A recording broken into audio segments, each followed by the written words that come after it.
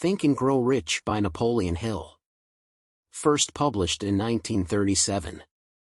Chapter 7 Organized Planning. Success requires no explanations. Failure permits no alibis. The crystallization of desire into action. The sixth step toward riches. You have learned that everything man creates or acquires begins in the form of desire. That desire is taken on the first lap of its journey, from the abstract to the concrete, into the workshop of the imagination, where plans for its transition are created and organized. In Chapter 2, you were instructed to take 6 definite, practical steps, as your first move in translating the desire for money into its monetary equivalent. One of these steps is the formation of a definite, practical plan, or plans, through which this transformation may be made. You will now be instructed on how to build plans which will be practical, viz. Ally yourself with a group of as many people as you may need for the creation and carrying out of your plan, or plans for the accumulation of money, making use of the mastermind principle described in a later chapter. Compliance with this instruction is absolutely essential. Do not neglect it. Before forming your mastermind alliance, decide what advantages and benefits you may offer the individual members of your group in return for their cooperation. No one will work indefinitely without some form of compensation. No intelligent person will either request or expect another to work without adequate compensation, although this may not always be in the form of money. Arrange to meet with the members of your mastermind group at least twice a week, and more often if possible, until you have jointly perfected the necessary plan or plans for the accumulation of money. Maintain perfect harmony between yourself and every member of your mastermind group. If you fail to carry out this instruction to the letter, you may expect to meet with failure. The mastermind principle cannot obtain where perfect harmony does not prevail. Keep in mind these facts. First, you are engaged in an undertaking of major importance to you. To be sure of success, you must have plans which are faultless. Second, you must have the advantage of the experience, education, native ability, and imagination of other minds. This is in harmony with the methods followed by every person who has accumulated a great fortune. No individual has sufficient experience, education, native ability, and knowledge to ensure the accumulation of a great fortune, without the cooperation of other people. Every plan you adopt, in your endeavor to accumulate wealth, should be the joint creation of yourself and every other member of your mastermind group.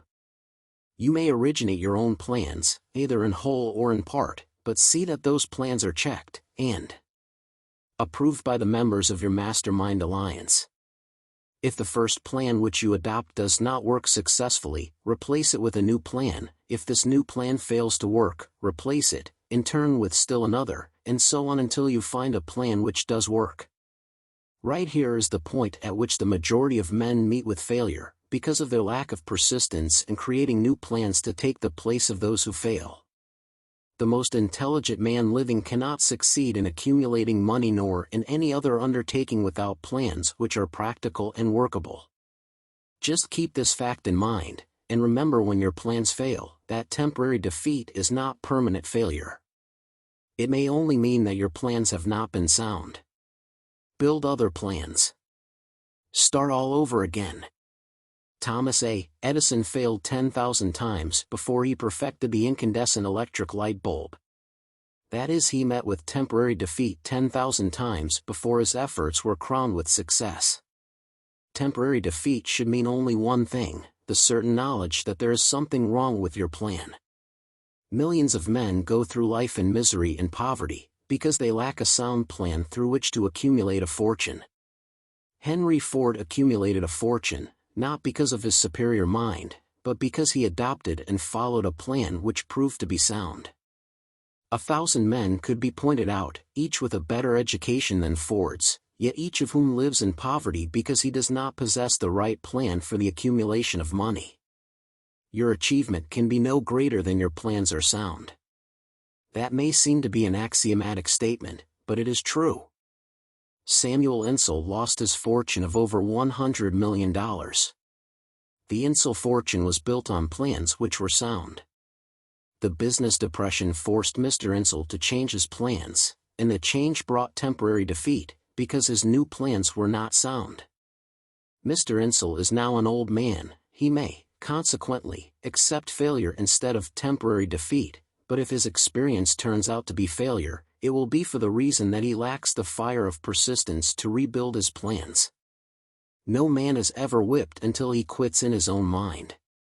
This fact will be repeated many times because it is so easy to take the count at the first sign of defeat.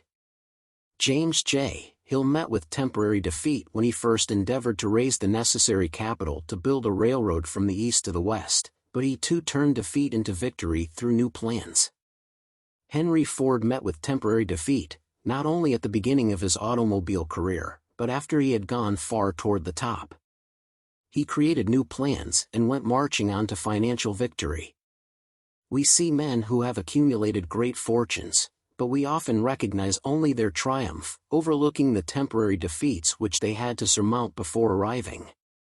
No follower of this philosophy can reasonably expect to accumulate a fortune without experiencing temporary defeat.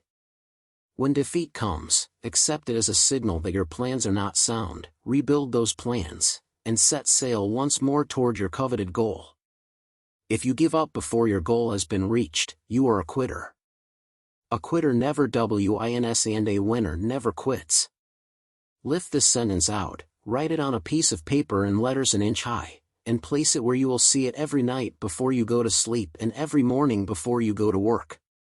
When you begin to select members for your mastermind group, endeavor to select those who do not take defeat seriously.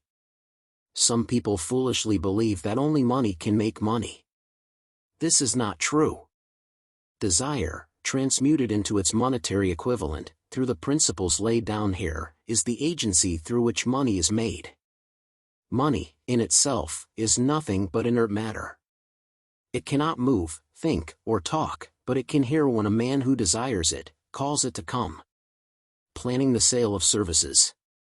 The remainder of this chapter has been given over to a description of ways and means of marketing personal services. The information here conveyed will be of practical help to any person having any form of personal services to market, but it will be of priceless benefit to those who aspire to leadership in their chosen occupations. Intelligent planning is essential for success in any undertaking designed to accumulate riches. Here will be found detailed instructions for those who must begin the accumulation of riches by selling personal services. It should be encouraging to know that practically all the great fortunes began in the form of compensation for personal services, or from the sale of ideas. What else, except ideas and personal services, would one not possessed of property have to give in return for riches? Broadly speaking, there are two types of people in the world. One type is known as leaders, and the other as followers. Decide at the outset whether you intend to become a leader in your chosen calling, or remain a follower. The difference in compensation is vast. The follower cannot reasonably expect the compensation to which a leader is entitled, although many followers make the mistake of expecting such pay. It is no disgrace to be a follower. On the other hand, it is no credit to remain a follower. Most great leaders began in the capacity of followers.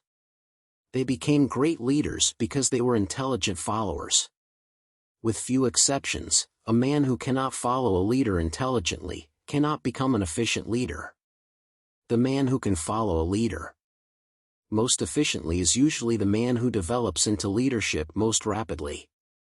An intelligent follower has many advantages, among them the opportunity to acquire knowledge from his leader. The major attributes of leadership. The following are important factors of leadership.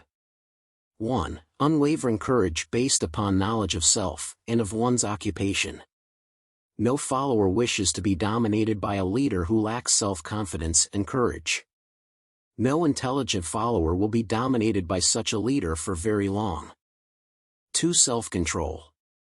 The man who cannot control himself can never control others. Self-control sets a mighty example for one's followers, which the more intelligent will emulate. 3. A keen sense of justice. Without a sense of fairness and justice, no leader can command and retain the respect of his followers. 4. Definiteness of decision. The man who wavers in his decisions shows that he is not sure of himself. He cannot lead others successfully. 5. Definiteness of plans. The successful leader must plan his work and work his plan. A leader who moves by guesswork, without practical, definite plans, is comparable to a ship without a rudder. Sooner or later he will land on the rocks. 6. The habit of doing more than paid for. One of the penalties of leadership is the necessity of willingness, upon the part of the leader, to do more than he requires of his followers. 7. A pleasing personality. No slovenly, careless person can become a successful leader. Leadership calls for respect. Followers will not respect a leader who does not grade high on all of the factors of a pleasing personality.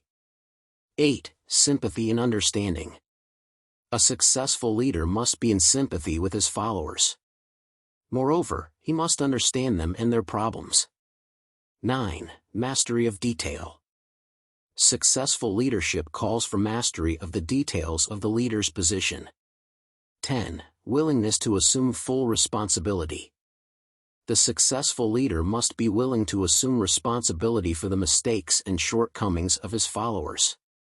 If he tries to shift this responsibility, he will not remain the leader. If one of his followers makes a mistake and shows himself competent, the leader must consider that it is he who failed. 11. Cooperation. The successful leader must understand and apply the principle of cooperative effort and be able to induce his followers to do the same.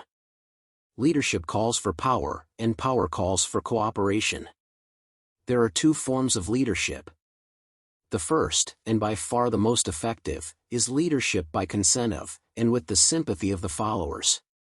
The second is leadership by force, without the consent and sympathy of the followers. History is filled with pieces of evidence that leadership by force cannot endure.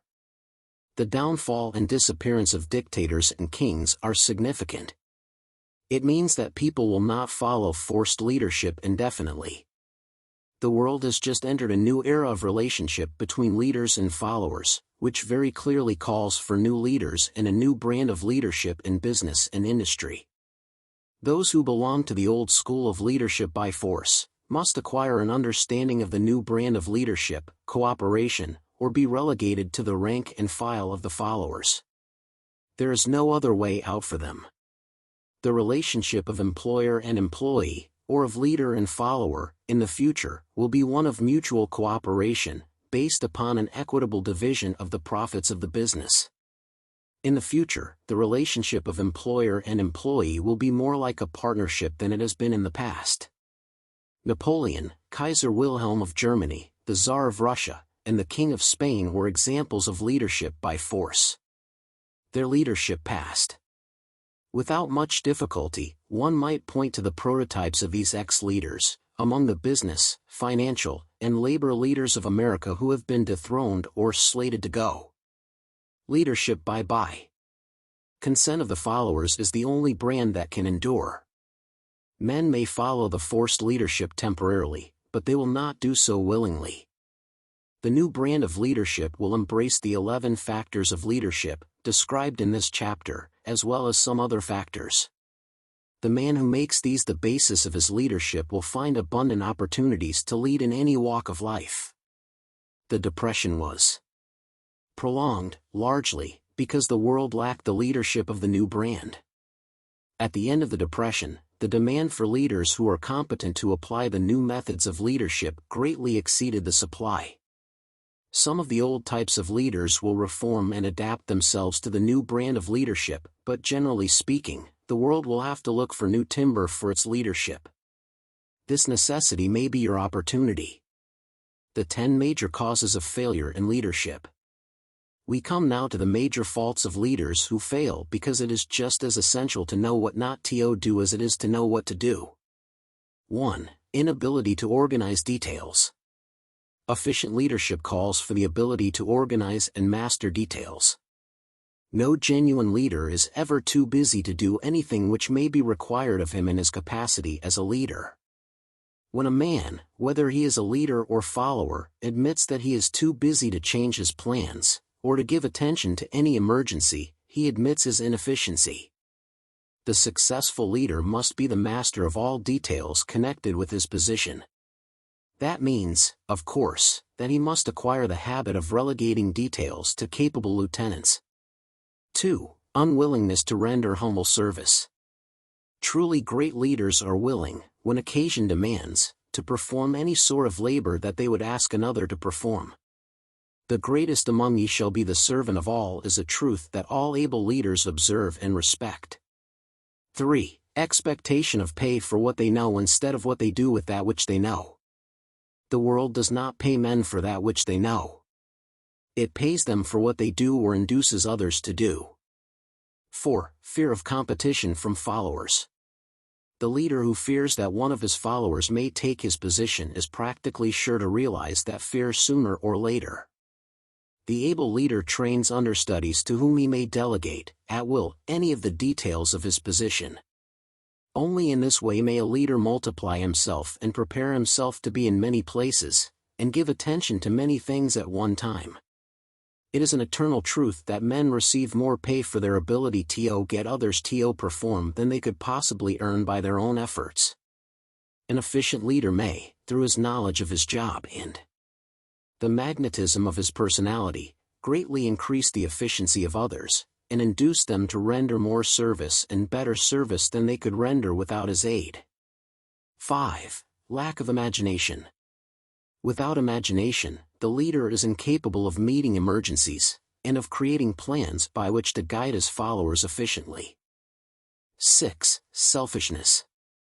The leader who claims all the honor for the work of his followers is sure to be met by resentment. The really great leader claims none of the honors. He is contented to see the honors, when there are any, go to his followers, because he knows that most men will work harder for commendation and recognition than they will for money alone. 7. Intemperance. Followers do not respect an intemperate leader. Moreover, intemperance in any of its various forms destroys the endurance and vitality of all who indulge in it. 8. Disloyalty. Perhaps this should have come at the head of the list. A leader who is not loyal to his trust, to his associates, those above him, and those below him, cannot long maintain his leadership.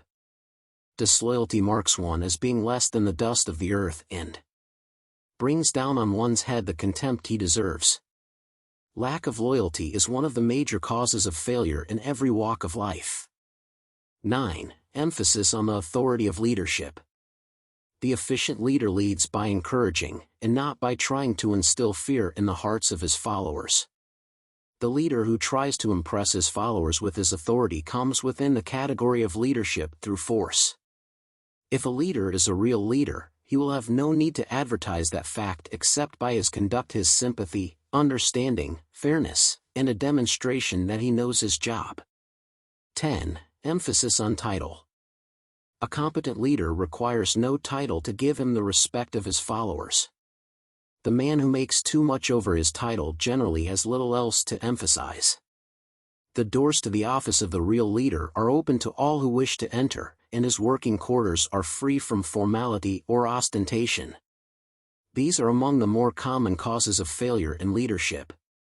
Any one of these faults is sufficient to induce failure. Study the list carefully if you aspire to leadership, and make sure that you are free of these faults. Some fertile fields in which new leadership will be required. Before leaving this chapter, your attention is called to a few of the fertile fields in which there has been a decline of leadership, and in which the new type of leader may find an abundance of opportunity. First, in the field of politics, there is a most insistent demand for new leaders, a demand which indicates nothing less than an emergency. The majority of politicians have, seemingly, become high-grade, legalized racketeers. They have increased taxes and debauched the machinery of industry and business until the people can no longer stand the burden. Second, The banking business is undergoing reform.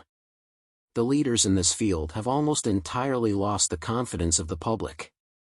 Already the bankers have sensed the need of reform, and they have begun it. Third, industry calls for new leaders. The old type of leaders thought and moved in terms of dividends instead of thinking and moving in terms of human equations. The future leader in the industry, to endure, must regard himself as a quasi-public official whose duty it is to manage his trust in such a way that it will work hardship on no individual or group of individuals. The exploitation of working men is a thing of the past. Let the man who aspires to leadership in the field of business, industry, and labor remember this. Fourth, the religious leader of the future will be forced to give more attention to the temporal needs of his followers, in the solution of their economic and personal problems of the present, and less attention to the dead past, and the yet unborn future.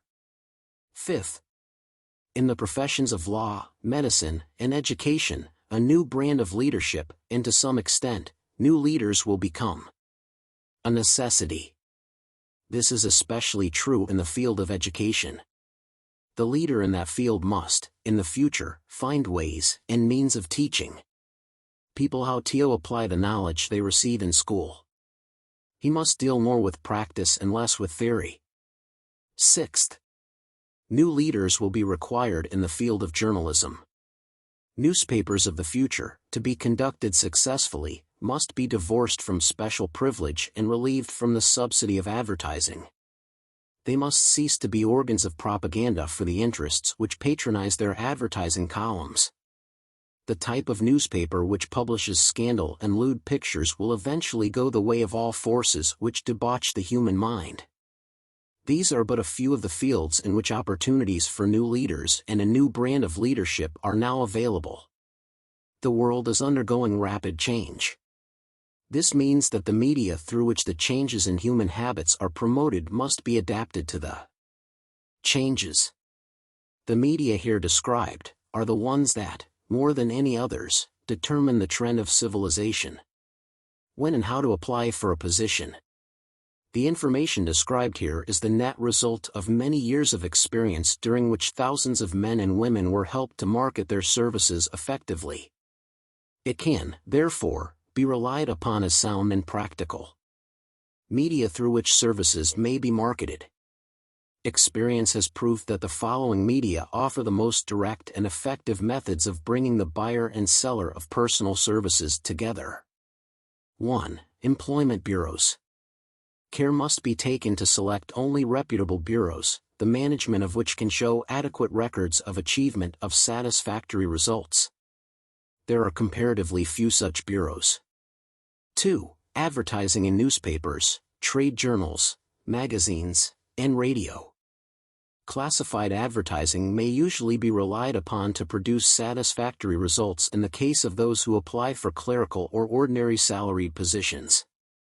Display advertising is more desirable. In the case of those who seek executive connections, the copy to appear in the section of the paper which is most apt to come to the attention of the class of employer being sought. The copy should be prepared by an expert who understands how to inject sufficient selling qualities to produce replies. 3. Personal letters of application, directed to particular firms or individuals most apt to need such services as are being offered. Letters should be neatly typed, always, and signed by hand. With the letter, should be sent a complete brief or outline of the applicant's qualifications. Both the letter of application and the brief of experience or qualifications should be prepared by an expert. See instructions as to information to be supplied. 4. Application through personal acquaintances. When possible, the applicant should endeavor to approach prospective employers through some mutual acquaintance. This method of approach is particularly advantageous in the case of those who seek executive connections and do not wish to appear to be peddling themselves. 1. Application in person. In some instances, it may be more effective if the applicant offers personally his services to prospective employers, in which event a complete written statement of qualifications for the position should be presented, for the reason that prospective employers often wish to discuss with associates, one's record. Information to be supplied in a written brief.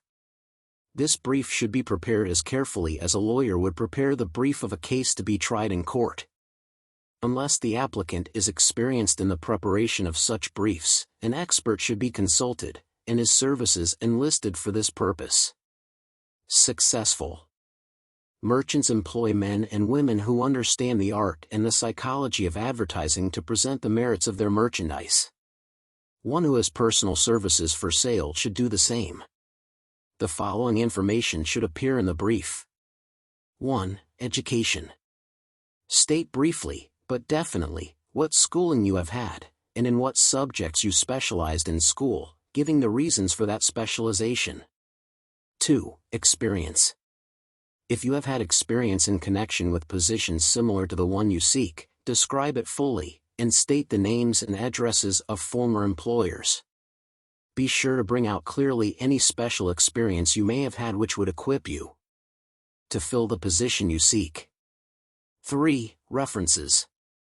Practically every business firm desires to know all about the previous records, antecedents, etc., of prospective employees who seek positions of responsibility.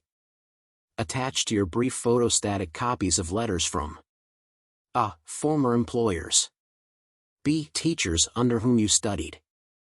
C. Prominent people whose judgment may be relied upon. 4. Photograph of self. Attach to your brief a recent, unmounted photograph of yourself. 5. Apply for a specific position. Avoid applying for a position without describing exactly what particular position you seek. Never apply for just a position.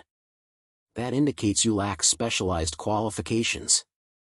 6. State your qualifications for the particular position for which you apply. Give full details as to the reason you believe you are qualified for the particular position you seek. This is the most important detail of your application. It will determine, more than anything else, what consideration you receive. 7. Offer to go to work on probation. In the majority of instances, if you are determined to have the position for which you apply, it will be most effective if you offer to work for a week, a month, or for a sufficient length of time to enable your prospective employer to judge your value without pay.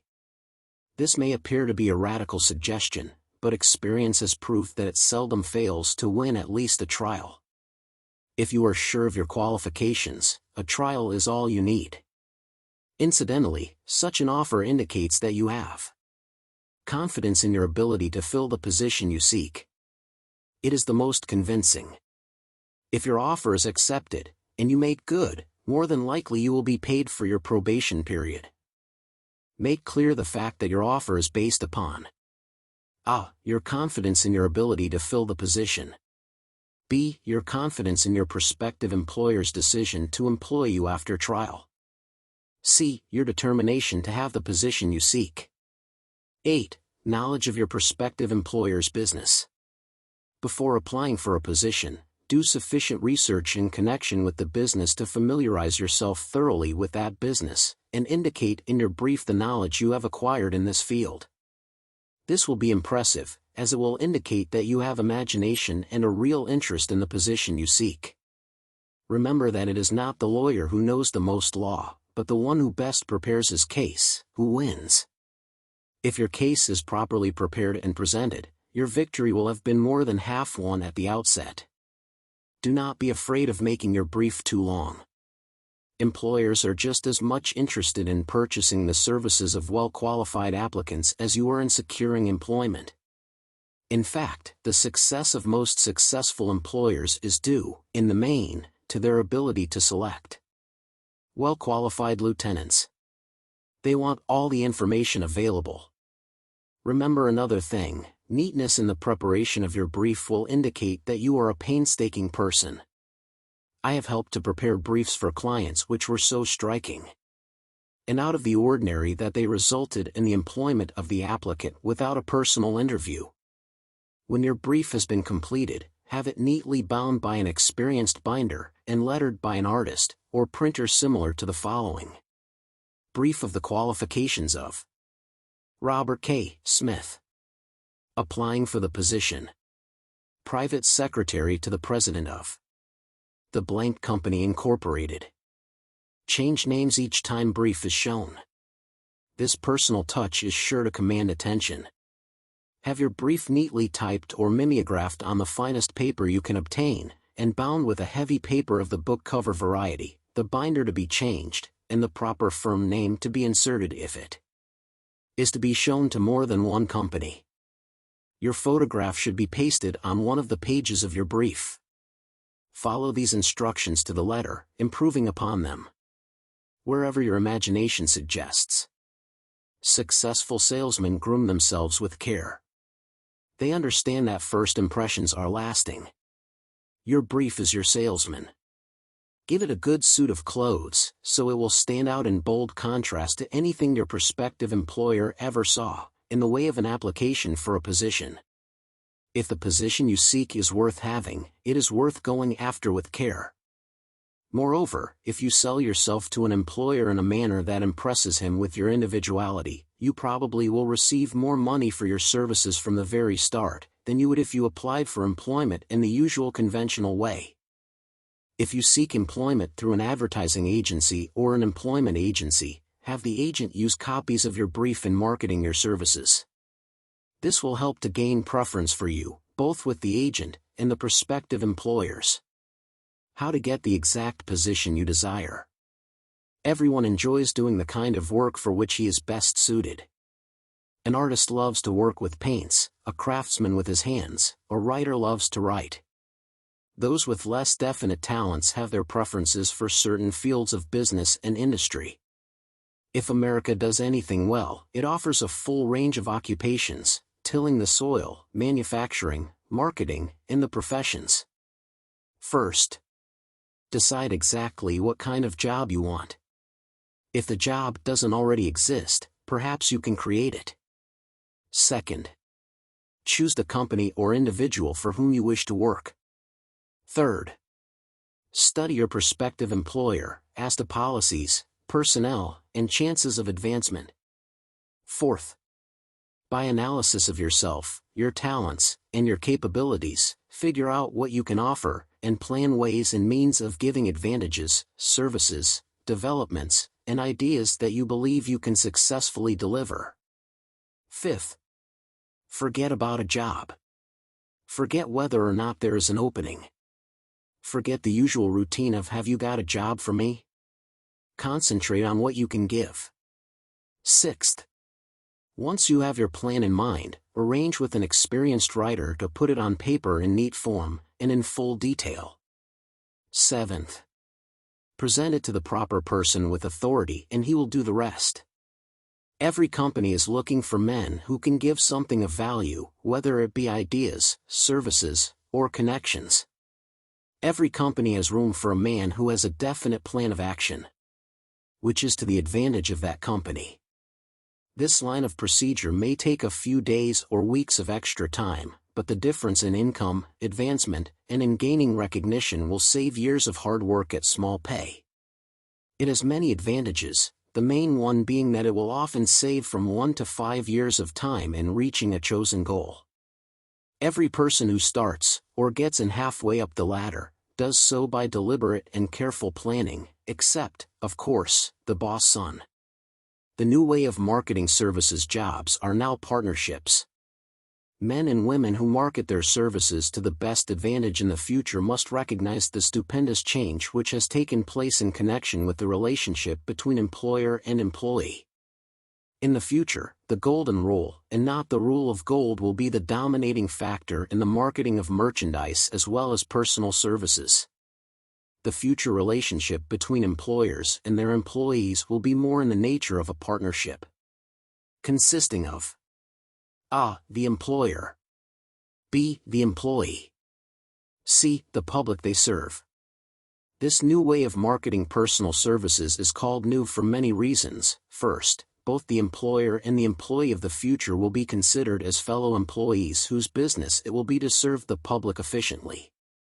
In times past, employers and employees have bartered among themselves, driving the best bargains they could with one another, not considering that in the final analysis, they were, in reality, bargaining at the expense of the third party, the public they served.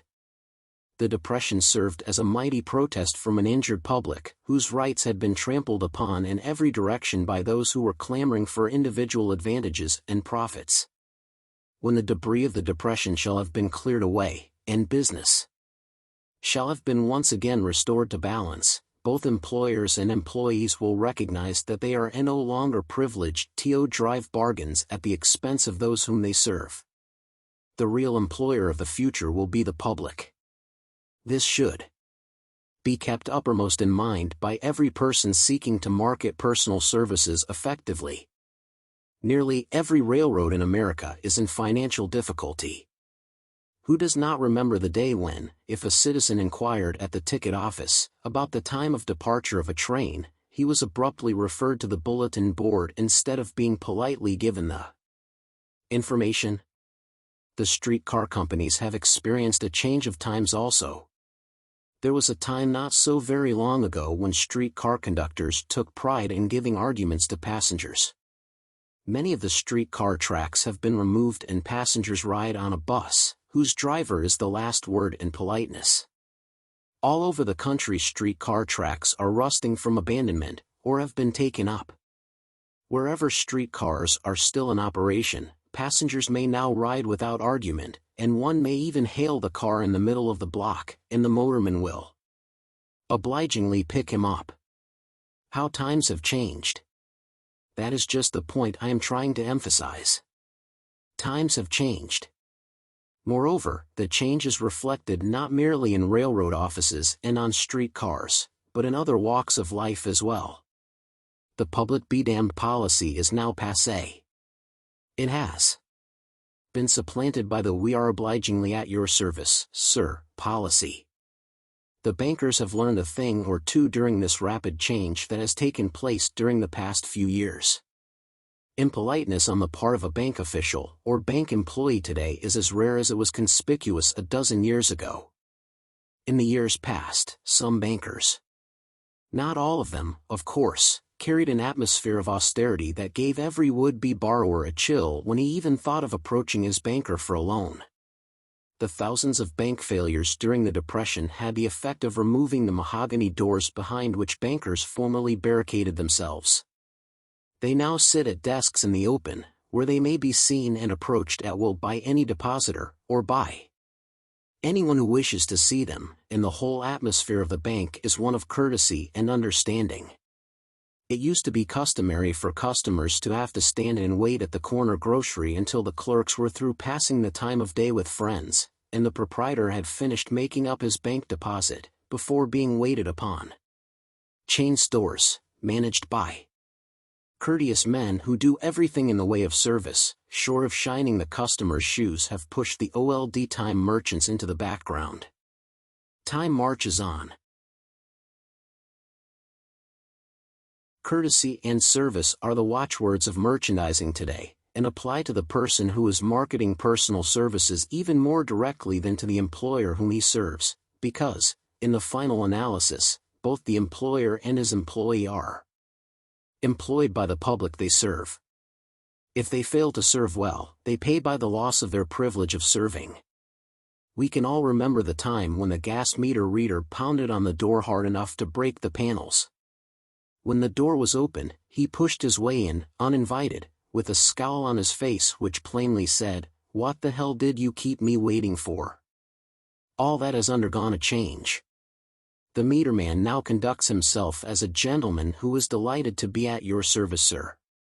Before the gas companies learned that their scowling metermen were accumulating liabilities never to be cleared away, the polite salesman of oil burners came along and did a land office business. During the Depression, I spent several months in the anthracite coal region of Pennsylvania, studying conditions that all but destroyed the coal industry. Among several very significant discoveries, was the fact that greed on the part of operators and their employees was the chief cause of the loss of business for the operators, and the loss of jobs for the miners. Through the pressure of a group of overzealous labor leaders, representing the employees, and the greed for profits on the part of the operators, the anthracite business suddenly dwindled. The coal operators and their employees drove sharp bargains with one another, adding the cost of the bargaining to the price of the coal, until, finally, they discovered they had built up a wonderful business for the manufacturers of oil-burning outfits and the producers of crude oil. The wages of sin is death. Many have read this in the Bible, but few have discovered its meaning. Now, and for several years, the entire world has been listening by force to a sermon which might well be called "Whatsoever a man soweth, that shall he also reap." Nothing as widespread and effective as the Depression could possibly be just a coincidence. Behind the Depression was a cause. Nothing ever happens without a cause. In the main, the cause of the Depression is traceable directly to the worldwide habit of trying to reap without sowing. This should not be mistaken to mean that the Depression represents a crop that the world is being forced to reap without saving sown. The trouble is that the world sowed the wrong sort of seed. Any farmer knows he cannot sow the seed of thistles and reap a harvest of grain. Beginning at the outbreak of the World War, the people of the world began to sow the seed of service inadequate in both quality and quantity. Nearly everyone was engaged in the pastime of trying to get without giving. These illustrations are brought to the attention of those who have personal services to market, to show that we are where we are, and what we are, because of our own conduct. If there is a principle of cause and effect, which controls business, finance, and transportation, this same principle controls individuals and determines their economic status. What is your QQS rating? The causes of success in marketing services effectively and permanently have been clearly described. Unless those causes are studied, analyzed, understood, and applied, no man can market his services effectively and permanently. Every person must be his own salesman of personal services. The quality and the quantity of service rendered, and the spirit in which it is rendered, determine to a large extent the price and the duration of employment. To market personal services effectively, which means a permanent market, at a satisfactory price, under pleasant conditions, one must adopt and follow the QQS formula, which means that quality, plus quantity, plus the proper spirit of cooperation, equals perfect salesmanship of service. Remember the QQS formula, but do more. Apply it as a habit. Let us analyze the formula to make sure we understand exactly what it means. 1. Quality of service shall be construed to mean the performance of every detail, in connection with your position, in the most efficient manner possible, with the object of greater efficiency always in mind. 2. Quantity of service shall be understood to mean the habit of rendering all the service of which you are capable, at all times, with the purpose of increasing the amount of service rendered as greater skill is developed through practice and experience. Emphasis is again placed on the word habit. 3. Spirit of service shall be construed to mean the habit of agreeable, harmonious conduct which will induce cooperation from associates and fellow employees. Adequacy of quality and quantity of service is not sufficient to maintain a permanent market for your services. The conduct, or the spirit in which you deliver service, is a strong determining factor in connection with both the price you receive and the duration of employment. Andrew Carnegie stressed this point more than others in connection with this description of the factors which lead to success in the marketing of personal services. He emphasized again and again the necessity for harmonious conduct. He stressed the fact that he would not retain any man, no matter how great a quantity or how efficient the quality of his work, unless he worked in a spirit of harmony. Mr. Carnegie insisted upon men being agreeable. To prove that he placed a high value upon this quality, he permitted many men who conformed to his standards to become very wealthy. Those who did not conform had to make room for others. The importance of a pleasing personality has been stressed because it is a factor that enables one to render service in the proper spirit. If one has a personality that pleases and renders service in a spirit of harmony, these assets often make up for deficiencies in both the quality and the quantity of service one renders. Nothing, however, can be successfully substituted for pleasing conduct. The capital value of your services. The person whose income is derived entirely from the sale of personal services is no less a merchant than the man who sells commodities, and it might well be added, such a person is subject to exactly the same rules of conduct as the merchant who sells merchandise. This has been emphasized because the majority of people who live by the sale of personal services make the mistake of considering themselves free from the rules of conduct and the responsibilities attached to those who are engaged in marketing commodities. The new way of marketing services has practically forced both employers and employee into partnership alliances, through which both take into consideration the rights of the third party, the public they serve. The day of the go-getter has passed. He has been supplanted by the go-giver. High-pressure methods in business finally blew the lid off. There will never be the need to put the lid back on, because, in the future, a business will be conducted by methods that will require no pressure. The actual capital value of your brain may be determined by the amount of income you can produce by marketing your services. A fair estimate of the capital value of your services may be made by multiplying your annual income by 16 2/3, as it is reasonable to estimate that your annual income represents 6% of your capital value. Money rents for 6% per annum. Money is worth no more than brains. It is often worth much less. Competent brains, if effectively marketed, represent a much more desirable form of capital than that which is required to conduct a business dealing in commodities, because brains are a form of capital that cannot be permanently depreciated through depressions, nor can this form of capital be stolen or spent. Moreover, the money which is essential for the conduct of business is as worthless as a sand dune, until it has been mixed with efficient brains. The 30 major causes of failure. How many of these are holding you back? Life's greatest tragedy consists of men and women who earnestly try and fail. The tragedy lies in the overwhelmingly large majority of people who fail, as compared to the few who succeed. I have had the privilege of analyzing several thousand men and women, 98% of whom were classed as failures. There is something radically wrong with a civilization and a system of education which permit 98% of the people to go through life as failures. But I did not write this book for the purpose of moralizing the rights and wrongs of the world. That would require a book 100 times the size of this one. My analysis work proved that there are 30 major reasons for failure, and 13 major principles through which people accumulate fortunes. In this chapter, a description of the 30 major causes of failure will be given. As you go over the list, check yourself by it, point by point, for the purpose of discovering how many of these causes of failure stand between you and success. 1. Unfavorable hereditary background. There is but little, if anything, which can be done for people who are born with a deficiency in brain power. This philosophy offers but one method of bridging this weakness through the aid of the mastermind. Observe with profit, however, that this is the only one of the 30 causes of failure which may not be easily corrected by any individual. 2. Lack of a well-defined purpose in life. There is no hope of success for the person who does not have a central purpose or definite goal at which to aim.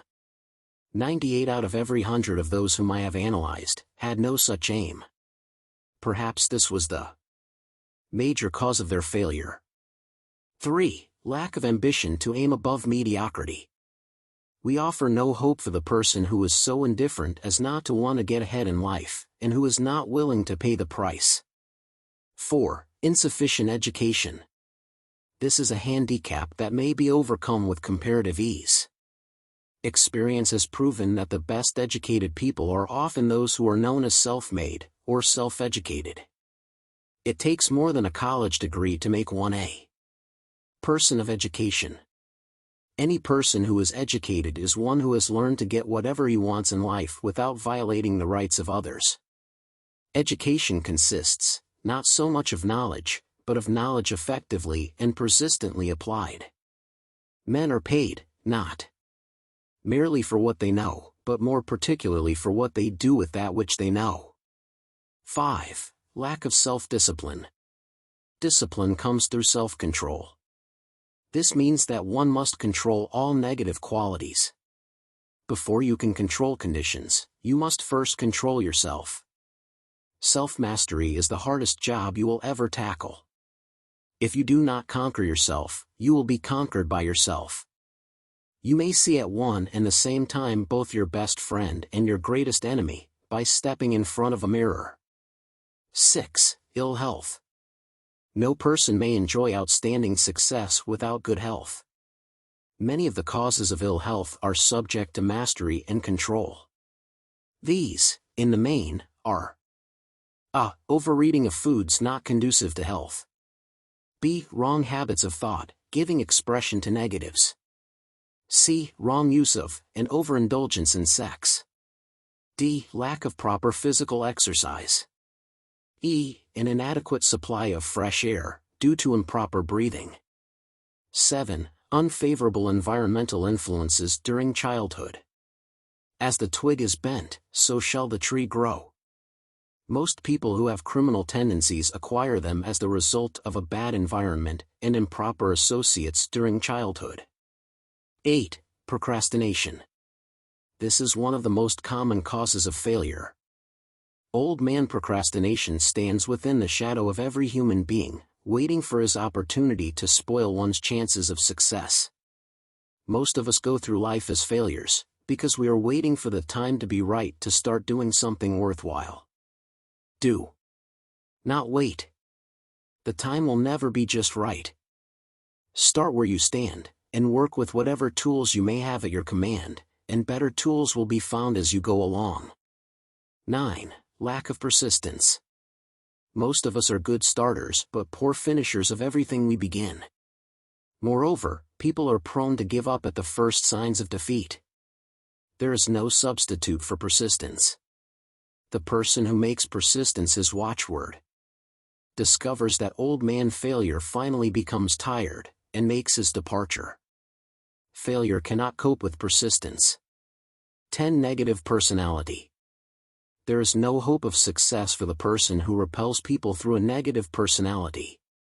Success comes through the application of power, and power is attained through the cooperative efforts of other people. A negative personality will not induce cooperation. 1. Lack of controlled sexual urge. Sex energy is the most powerful of all the stimuli which move people into action. Because it is the most powerful of emotions, it must be controlled, through transmutation, and converted into other channels. 2. Uncontrolled desire for something for nothing. The gambling instinct drives millions of people to failure.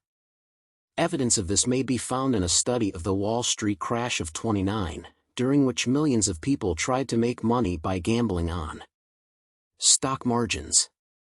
3. Lack of a well-defined power of decision.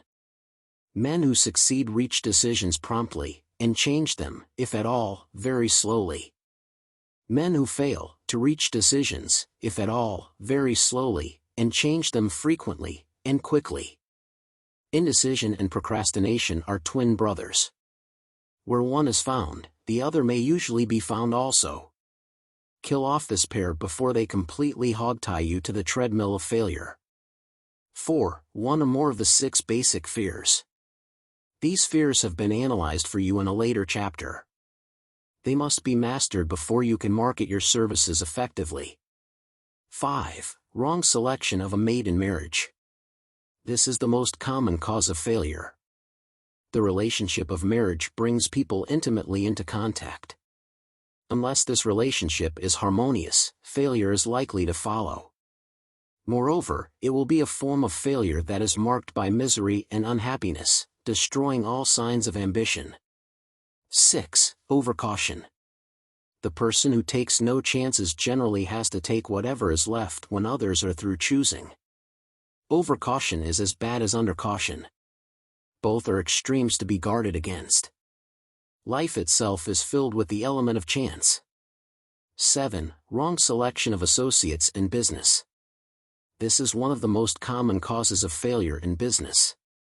In marketing personal services, one should use great care to select an employer who will be an inspiration, and who is intelligent and successful. We emulate those with whom we associate most closely. Pick an employer who is worth emulating. 8. Superstition and prejudice. A superstition is a form of fear. It is also a sign of ignorance. Men who succeed keep open minds and are afraid of nothing. 9. Wrong selection of a vocation. No man can succeed in a line of endeavor that he does not like. The most essential step in the marketing of personal services is selecting an occupation into which you can throw yourself wholeheartedly. 10. Lack of concentration of effort. The jack of all trades seldom is good at any. Concentrate all of your efforts on one definite chief aim. 11. The habit of indiscriminate spending. The spendthrift cannot succeed, mainly because he stands eternally in fear of poverty. Form the habit of systematic saving by putting aside a definite percentage of your income. Money in the bank gives one a very safe foundation of courage when bargaining for the sale of personal services. Without money, one must take what one is offered, and be glad to get it. 12. Lack of enthusiasm. Without enthusiasm, one cannot be convincing. Moreover, enthusiasm is contagious, and the person who has it, under control, is generally welcome in any group of people. 23. Intolerance. A person with a closed mind on any subject seldom gets ahead. Intolerance means that one has stopped acquiring knowledge. The most damaging forms of intolerance are those connected with religious, racial, and political differences of opinion. 24. Intemperance. The most damaging forms of intemperance are connected with eating, strong drinking, and sexual activities. Overindulgence in any of these is fatal to success. 25. Inability to cooperate with others. More people lose their positions and their big opportunities in life, because of this fault, than for all other reasons combined. It is a fault that no well-informed businessman or leader will tolerate. 26. Possession of power that was not acquired through self-effort. Sons and daughters of wealthy men, and others who inherit money which they did not earn. Power in the hands of one who did not acquire it gradually is often fatal to success. Quick riches are more dangerous than poverty. 27. Intentional dishonesty. There is no substitute for honesty. One may be temporarily dishonest by force of circumstances over which one has no control, without permanent damage. But there is no hope for the person who is dishonest by choice. Sooner or later, his deeds will catch up with him, and he will pay by loss of reputation, and perhaps even loss of liberty. 28. Egotism and vanity. These qualities serve as red lights which warn others to keep away. They are fatal to success. 29. Guessing instead of thinking. Most people are too indifferent or lazy to acquire facts with which to think accurately. They prefer to act on opinions created by guesswork or snap judgments. 30. Lack of capital. This is a common cause of failure among those who start out in business for the first time, without sufficient reserve of capital to absorb the shock of their mistakes and to carry them over until they have established a reputation. 31. Under this, name any particular cause of failure from which you have suffered that has not been included in the foregoing list. In these 30 major causes of failure is found a description of the tragedy of life, which obtains for practically every person who tries and fails. It will be helpful if you can induce someone who knows you well to go over this list with you and help to analyze you by the 30 causes of failure. It may be beneficial if you try this alone. Most people cannot see themselves as others see them. You may be one who cannot. The oldest of admonitions is, man, know thyself. If you market merchandise successfully, you must know the merchandise. The same is true in marketing personal services. You should know all of your weaknesses in order that you may either bridge them or eliminate them entirely. You should know your strength in order that you may call attention to it when selling your services. You can know yourself only through accurate analysis. The folly of ignorance in connection with self was displayed by a young man who applied to the manager of a well-known business for a position. He made a very good impression until the manager asked him what salary he expected. He replied that he had no fixed sum in mind, lack of a definite aim. The manager then said, "We will pay you all you are worth after we try you out for a week." "I will not accept it," the applicant replied, "because I am getting more than that where I am now employed." Before you even start to negotiate for a readjustment of your salary in your present position or to seek employment elsewhere, be sure that you are worth more than you now receive. It is one thing to want money, everyone wants more, but it is something entirely different to be worth more. Many people mistake their wants for their just dues. Your financial requirements or wants have nothing to do with your worth. Your value is established entirely by your ability to render useful service or your capacity to induce others to render such service. Take inventory of yourself. 28 questions you should answer. Annual self-analysis is essential in the effective marketing of personal services, as is annual inventory in merchandising. Moreover, the yearly analysis should disclose a decrease in faults and an increase in virtues. One goes ahead, stands still, or goes backward in life. One's object should be, of course, to go ahead. Annual self-analysis will disclose whether advancement has been made, and if so, how much. It will also disclose any backward steps one may have made. The effective marketing of personal services requires one to move forward even if the progress is slow. Your annual self-analysis should be made at the end of each year, so you can include in your New Year's resolutions any improvements that the analysis indicates should be made. Take this inventory by asking yourself the following questions, and by checking your answers with the aid of someone who will not permit you to deceive yourself as to their accuracy. Self-analysis questionnaire for personal inventory. 1. Have I attained the goal which I established as my objective for this year? You should work with a definite yearly objective to be attained as a part of your major life objective. 2. Have I delivered service of the best possible quality of which I was capable, or could I have improved any part of this service? 3. Have I delivered service in the greatest possible quantity of which I was capable? 4. Has the spirit of my conduct been harmonious and cooperative at all times?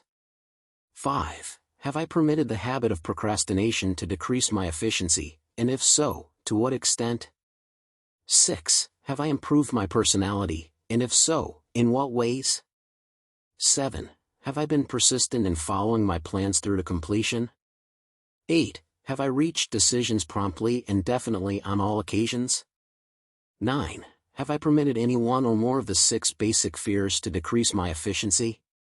10. Have I been either overcautious or undercautious?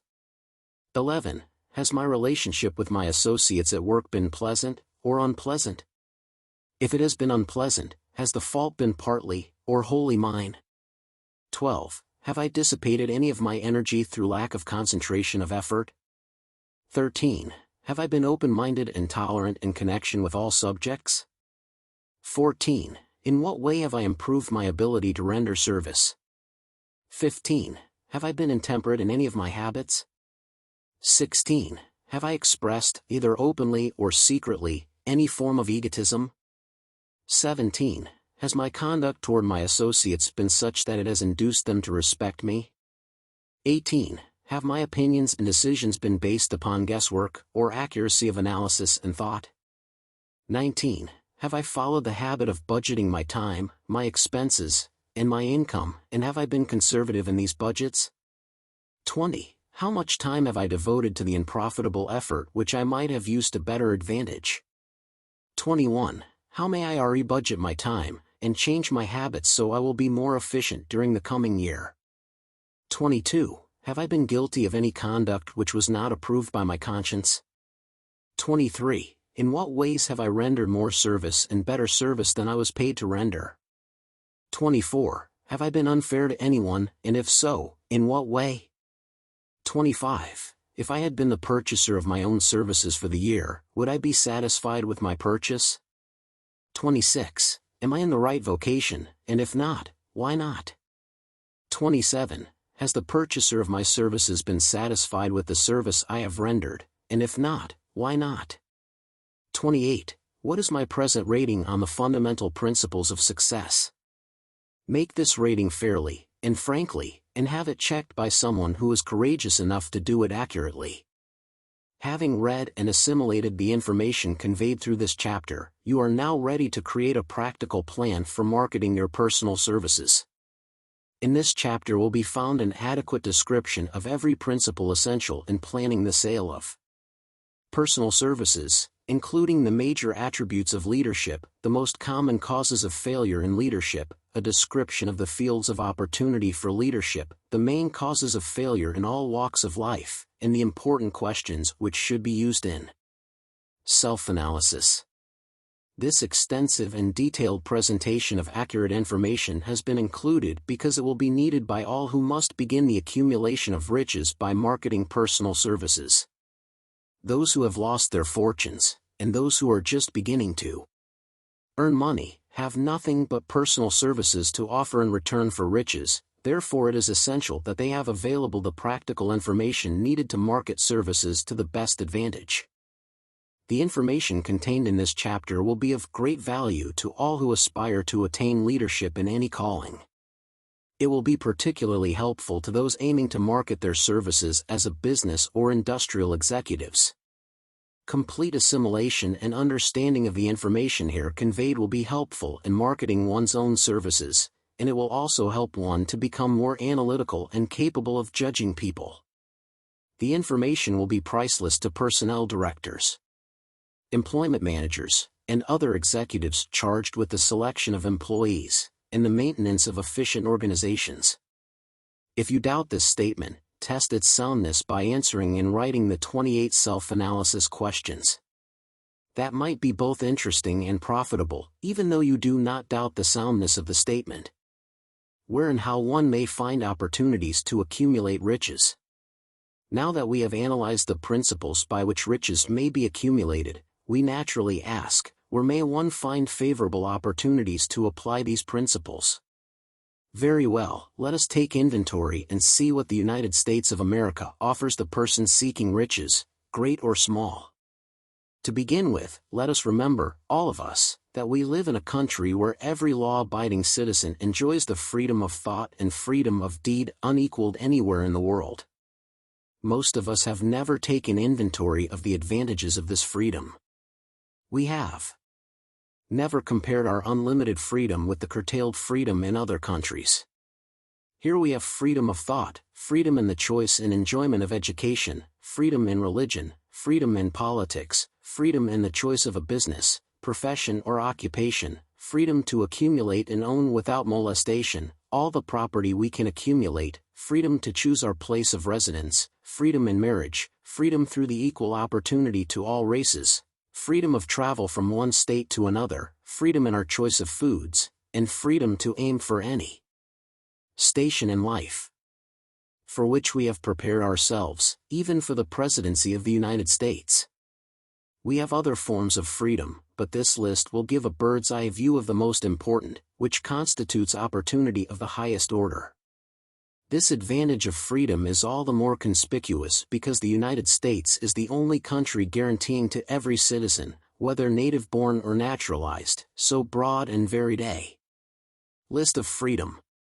Next, let us recount some of the blessings which our widespread freedom has placed within our hands. Take the average American family for example, meaning, the family of average income, and sum up the benefits available to every member of the family, in this land of opportunity and plenty. A. Food. Next to freedom of thought and deed comes food, clothing, and shelter, the three basic necessities of life. Because of our universal freedom, the average American family has available, at its very door, the choicest selection of food to be found anywhere in the world, and at prices within its financial range. A family of two, living in the heart of the Times Square district of New York City, far removed from the source of production of foods, took careful inventory of the cost of a simple breakfast, with this astonishing result. Articles of food, cost at the breakfast table. Grapefruit juice, from Florida, 0.02. Rippled wheat breakfast food, Kansas Farm, 0.2. Tea, from China, 0.02. Bananas, from South America, 0.021. Toasted bread, from Kansas Farm, 0.01. Fresh country eggs, from Utah, 0.07. Sugar, from Cuba, or Utah, 0.001. Butter and cream, from New England, 0.03. Grand total 0.20. It is not very difficult to obtain food in a country where two people can have breakfast consisting of all they want or need for a dime apiece. Observe that this simple breakfast was gathered, by some strange form of magic, from China, South America, Utah, Kansas, and the New England states, and delivered on the breakfast table, ready for consumption, in the very heart of the most crowded city in America, at a cost well within the means of the most humble laborer. The cost included all federal, state and city taxes. Here is a fact the politicians did not mention when they were crying out to the voters to throw their opponents out of office because the people were being taxed to death. B. Shelter. This family lives in a comfortable apartment, heated by steam, lighted with electricity, with gas for cooking, all for $65 a month. In a smaller city, or a more sparsely settled part of New York City, the same apartment could be had for as low as $20 a month. The toast they had for breakfast and the food estimate was toasted on an electric toaster, which cost but a few dollars. The apartment is cleaned with a vacuum sweeper that is run by electricity. Hot and cold water is available, at all times, in the kitchen and the bathroom. The food is kept cool in a refrigerator that is run by electricity. The wife curls her hair, washes her clothes and irons them with easily operated electrical equipment, on power obtained by sticking a plug in the wall. The husband shaves with an electric shaver, and they receive entertainment from all over the world, 24 hours a day, if they want it, without cost, by merely turning the dial of their radio. There are other conveniences in this apartment, but the foregoing list will give a fair idea of some of the concrete evidence of the freedom we of America enjoy. And this is neither political nor economic propaganda. Clothing. Anywhere in the United States, a woman of average clothing requirements can dress very comfortably and neatly for less than $200 a year, and the average man can dress for the same or less. Only the three basic necessities of food, clothing, and shelter have been mentioned. The average American citizen has other privileges and advantages available in return for modest effort, not exceeding 8 hours per day of labor. Among these is the privilege of automobile transportation, with which one can go and come at will, at a very small cost. The average American has the security of property rights not found in any other country in the world. He can place his surplus money in a bank with the assurance that his government will protect it, and make good to him if the bank fails. If an American citizen wants to travel from one state to another, he needs no passport and no one's permission. He may go when he pleases, and return at will. Moreover, he may travel by train, private automobile, bus, airplane, or ship, as his pocketbook permits. In Germany, Russia, Italy, and most of the other European and Oriental countries, people cannot travel with so much freedom and at so little cost. The miracle that has provided these blessings. We often hear politicians proclaiming the freedom of America when they solicit votes, but seldom do they take the time or devote sufficient effort to the analysis of the source or nature of this freedom. Having no axe to grind, no grudge to express, no ulterior motives to be carried out, I have the privilege of going into a frank analysis of that mysterious, abstract, greatly misunderstood something which gives to every citizen of America more blessings, more opportunities to accumulate wealth, more freedom of every nature, than may be found in any other country. I have the right to analyze the source and nature of this unseen power, because I know, and have known for more than a quarter of a century, many of the men who organized that power, and many who are now responsible for its maintenance. The name of this mysterious benefactor of mankind is capital. Capital consists not alone of money, but more particularly of highly organized, intelligent groups of men who plan ways and means of using money efficiently for the good of the public and profitably to themselves. These groups consist of scientists, educators, chemists, inventors, business analysts, publicity men, transportation experts, accountants, lawyers, doctors, and both men and women who have highly specialized knowledge in all fields of industry and business. They pioneer, experiment, and blaze trails in new fields of endeavor. They support colleges, hospitals, and public schools, build good roads, publish newspapers, pay most of the cost of government, and take care of the multitudinous detail essential to human progress. Stated briefly, the capitalists are the brains of civilization, because they supply the entire fabric of which all education, enlightenment, and human progress consists. Money, without brains, always is dangerous. Properly used, it is the most important essential of civilization. The simple breakfast here described could not have been delivered to the New York family at a dime each, or at any other price if organized capital had not provided the machinery, the ships, the railroads, and the huge armies of trained men to operate them. Some slight idea of the importance of organized capital may be had by trying to imagine yourself burdened with the responsibility of collecting, without the aid of capital, and delivering to the New York City family, the simple breakfast described. To supply the tea, you would have to make a trip to China or India, both a very long way from America. Unless you were an excellent swimmer, you would become rather tired before making the round trip. Then, too, another problem would confront you. What would you use for money, even if you had the physical endurance to swim the ocean? To supply the sugar, you would have to take another long swim to Cuba, or a long walk to the sugar beet section of Utah. But even then, you might come back without the sugar, because organized effort and money are necessary to produce sugar, to say nothing of what is required to refine, transport, and deliver it to the breakfast table anywhere in the United States. The eggs, you could deliver easily enough from the barnyards near New York City, but you would have a very long walk to Florida and return before you could serve the 2 glasses of grapefruit juice. You would have another long walk to Kansas, or one of the other wheat-growing states, when you went after the 4 slices of wheat bread. The rippled wheat biscuits would have to be omitted from the menu because they would not be available except through the labor of a trained organization of men and suitable machinery, all of which call for capital.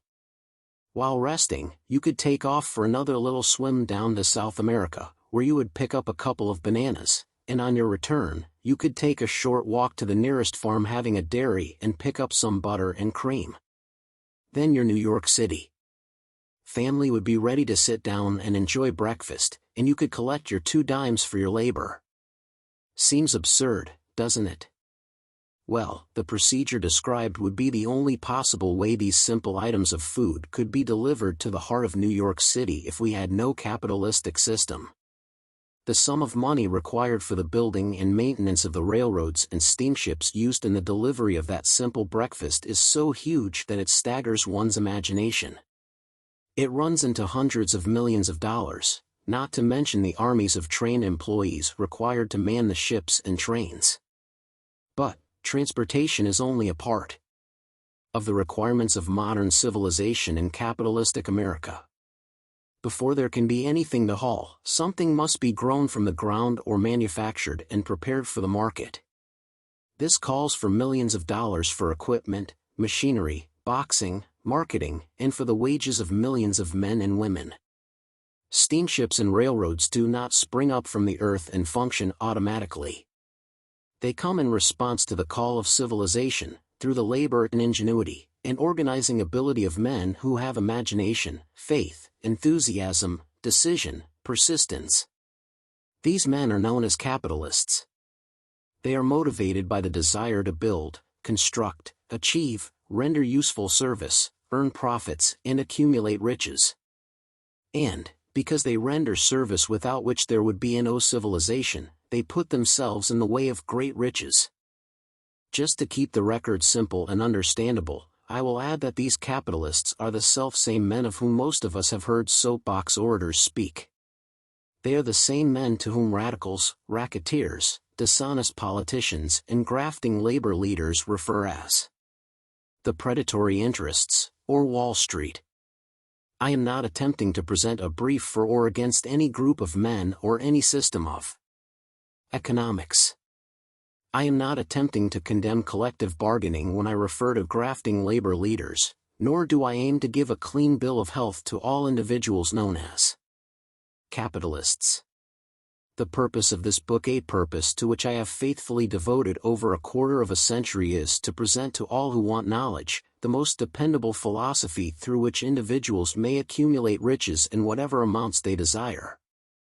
I have here analyzed the economic advantages of the capitalistic system for the twofold purpose of showing 1. That all who seek riches must recognize and adapt themselves to the system that controls all approaches to fortunes, large or small, and 2. To present the side of the picture opposite to that being shown by politicians and demagogues who deliberately becloud the issues they bring up, by referring to organized capital as if it were something poisonous.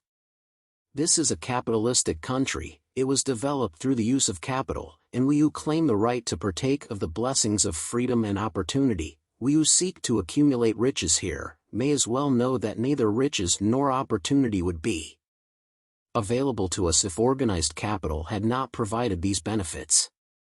For more than 20 years it has been a somewhat popular and growing pastime for radicals, self-seeking politicians, racketeers, crooked labor leaders, and on occasion religious leaders, to take potshots at Wall Street, the money changers, and big business.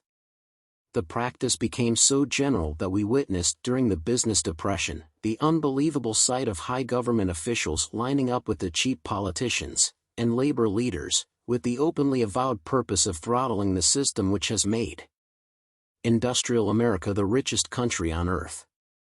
The lineup was so general and so well organized that it prolonged the worst depression America has ever known.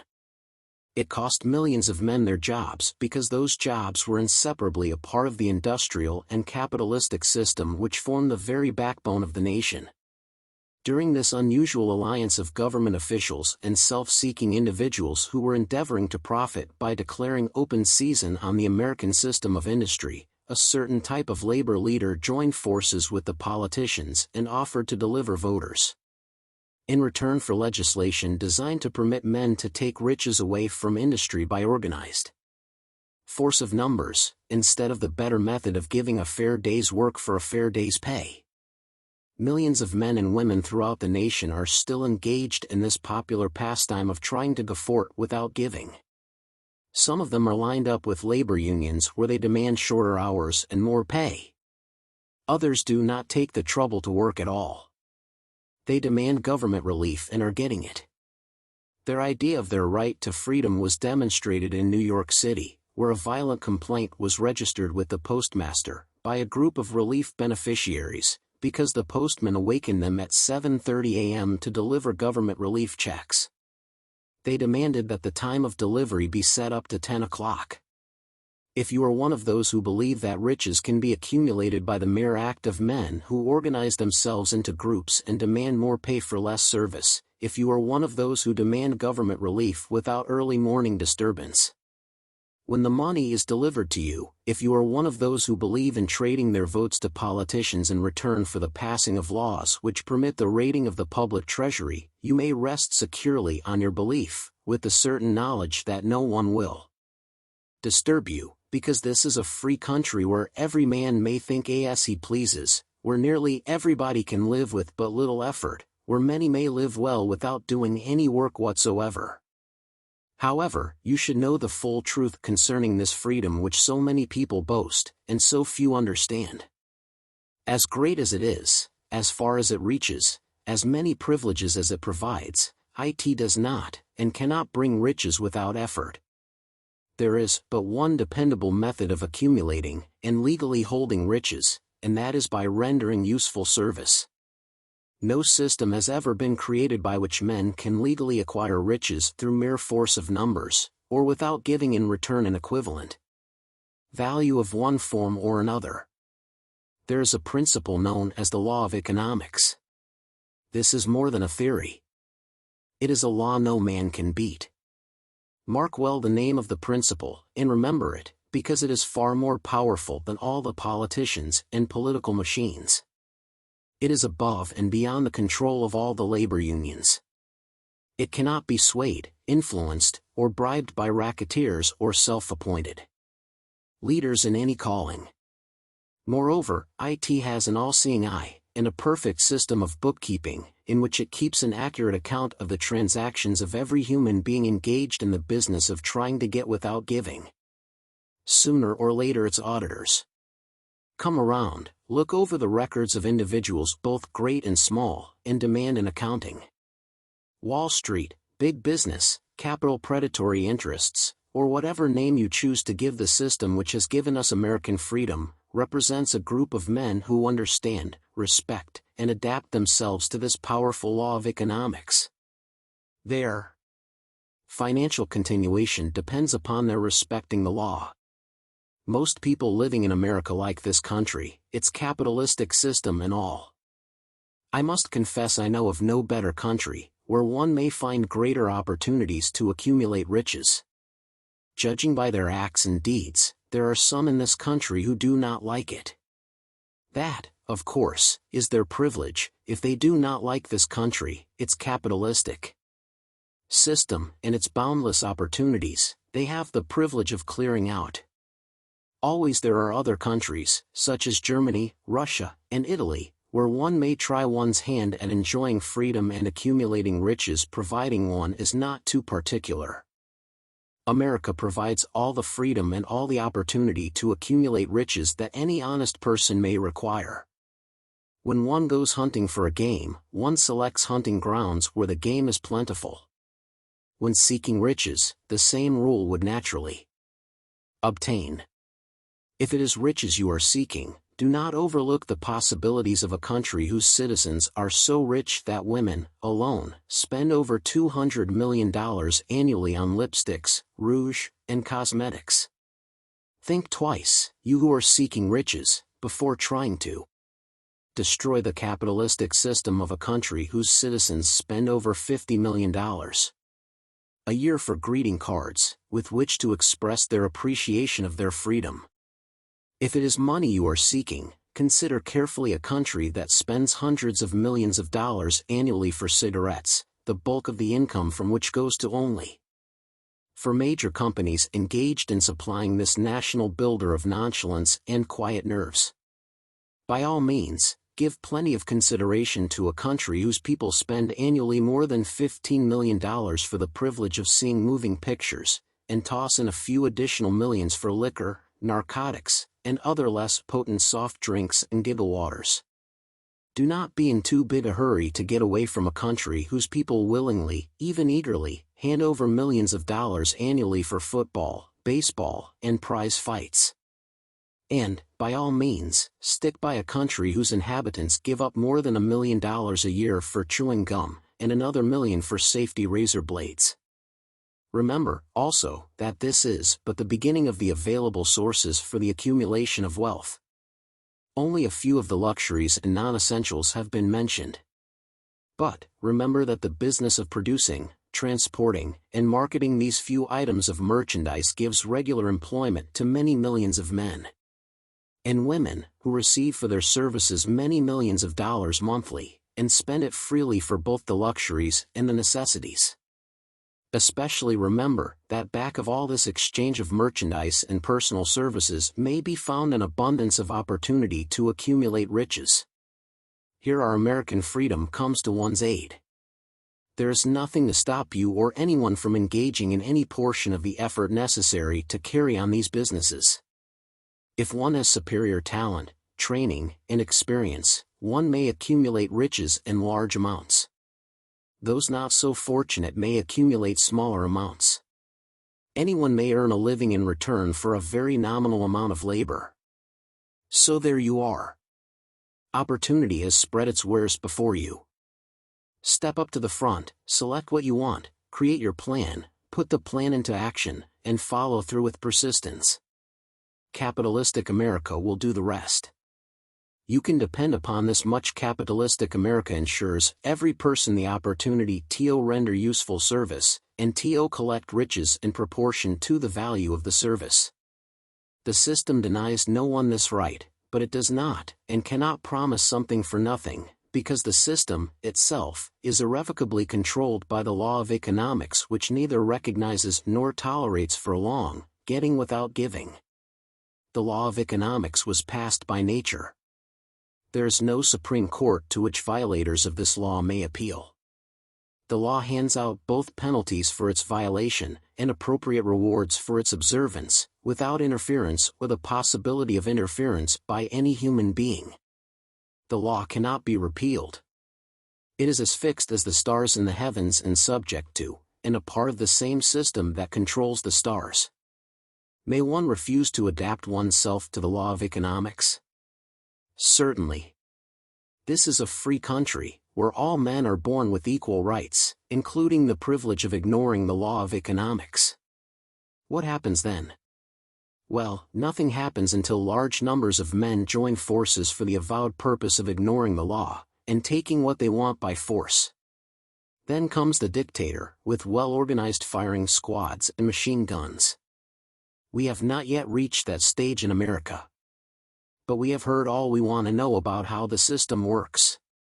Perhaps we shall be fortunate enough not to demand personal knowledge of so gruesome a reality.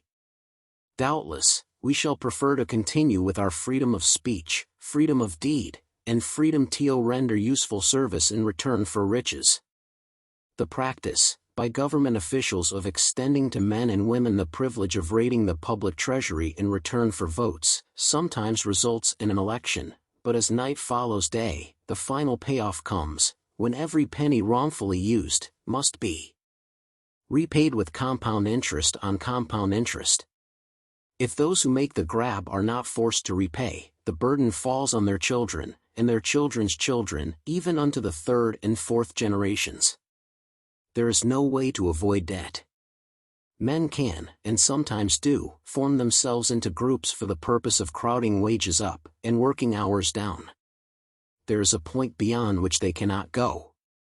It is the point at which the law of economics steps in, and the sheriff gets both the employer and the employees. For 6 years, from 1929 to 1935, the people of America, both rich and poor, barely missed seeing the old man economics hand over to the sheriff all the businesses, industries, and banks. It was not a pretty sight. It did not increase our respect for mob psychology, through which men cast reason to the winds and start trying to get without giving.